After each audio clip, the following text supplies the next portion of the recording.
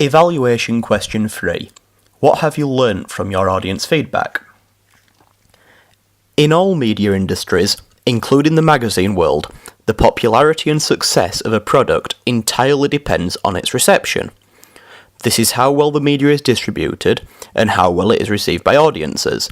It does not matter how good or bad a creator may believe they have made their product, if audiences like it, then it's a success.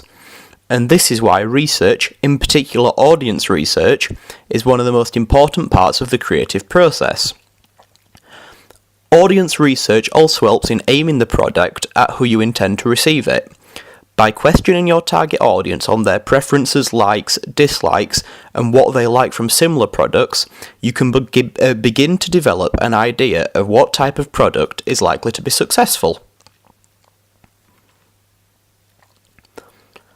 Hypodermic needle theory suggests that the mass media has a direct, immediate, and powerful effect on audiences, essentially drugging them, injecting the intended message with a powerful syringe-like media, making the audience powerless to resist and accepting the message wholly. It is worth mentioning that this theory came about in the 1940s and 50s during World War II. It is easy to see how this may have been the case with radio becoming ever more popular and the emergence of both the advertising and propaganda industries.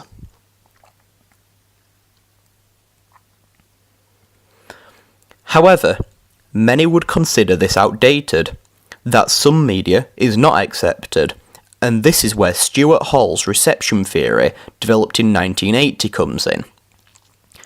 Hall redefined media, considering the importance of each individual audience member, something that wasn't particularly considered before.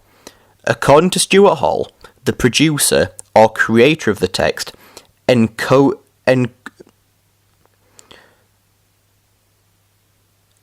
the product with values and messages, and then the text is decoded by the audience.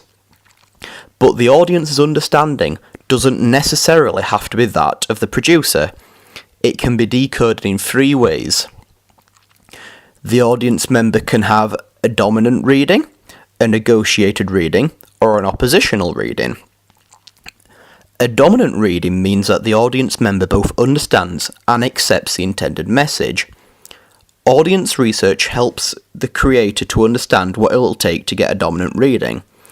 This is important as a negotiated reading, where the audience cannot relate, may make them not like the product, or an oppositional reading, where the product is controversial, may make most audience members reject and even criticise it.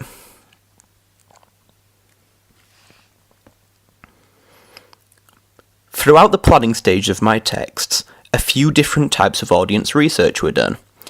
I conducted a 30-question questionnaire asking questions about magazines, preferences, hobbies, and so on.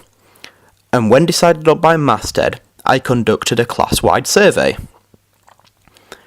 The advantage of such a long questionnaire is that it gave me the chance to range between qualitative and quantitative questions, allowing for a great quality of results to be produced, as seen in my infogram. The issue with this being so long is that people begin to turn off towards the end and rush answers, as some people have told me they had. And so this can be seen in the latter stages. Most of the results also came from a link posted on my personal Facebook page, and although it could be argued that it more successfully targeted my target audience of the student, it could also be argued that this led to biased results that don't necessarily target everyone in Sheffield. In terms of my Masthead research, this was just a class-wide survey, and so probably doesn't represent a large enough audience.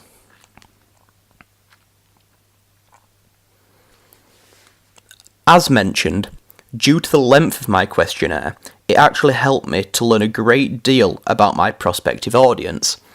I split these results into 4 categories: personal, activities, magazine preferences, and consumption.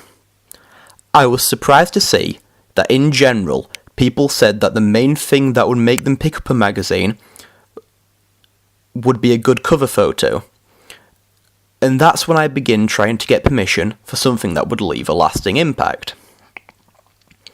My results also showed that 100% of people who visited theatre had visited the Lyceum, which shows the cultural significance of the place, which was why I wanted to get it in, at least somewhere across my products.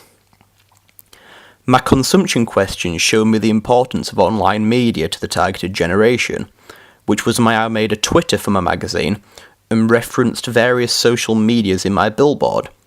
The most direct contribution, despite its small size, probably came from the Masthead research, of which the winner was chosen for my final product. Overall, I believe this year's audience feedback was much more successful than last. However, if I got the opportunity again, I would probably do a few things differently.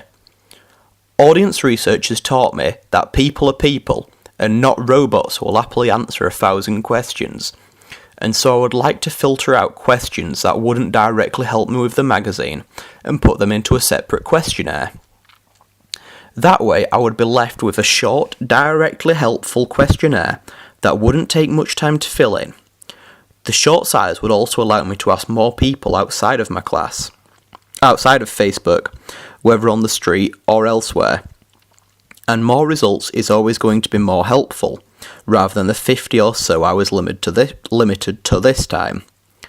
The short size was also allow for more concentrated, thought out answers, rather than being rushed in the latter stages. If then later I wanted to advertise or distribute the magazine, I could come back with another questionnaire specifically suited to these topics, rather than trying to crush it all into one.